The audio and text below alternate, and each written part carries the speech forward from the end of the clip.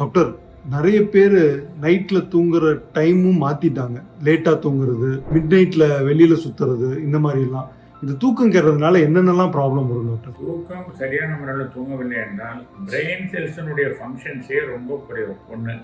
அடுத்தது, உதாரணத்துக்கு இரத்த கொதிப்பு உள்ளவர்களுக்கு சரியான தூக்கம் இல்லை என்றால் இரத்த கொதிப்பு அதிகமாகும்.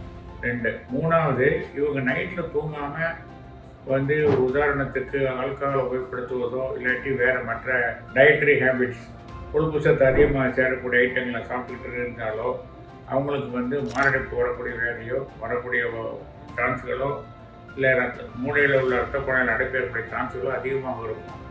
ஆகையினால ஒரு 6 to 8 hours தூங்கிட்டோம்னா நமக்கு ப்ரெஷர் கண்ட்ரோல் ஆகவும் மனது நிம்மதியாக இருக்கவும், அதே நேரத்தில் மூளை நரம்புகளுடைய செயல்பாடுகள் நல்ல முறையில் இருக்கவும் நல்ல சந்தர்ப்பம். அதனால் நைட் தூக்கத்தை கரெக்டாக தூங்கிட்டோம்னா 6 மணி நேரம் தூங்கினா போதும். 18 மணி நேரம் ஒரு மனிதனுடைய மூளை வேலை செய்யும். 6 hours ரெஸ்ட் கொடுத்தா போதும். 18 மணி நேரம் தொடர்ந்து உங்கள் பிரெயின் ஒர்க் பண்ணும். வேற 6 மணி நேரம் தூக்கத்தை கொடுக்கல அப்படின்னா பிரெயின் எஃபிஷியன்சி குறைஞ்சி போயிடும், கிராஜுவலாக குறைஞ்சி போயிடும்.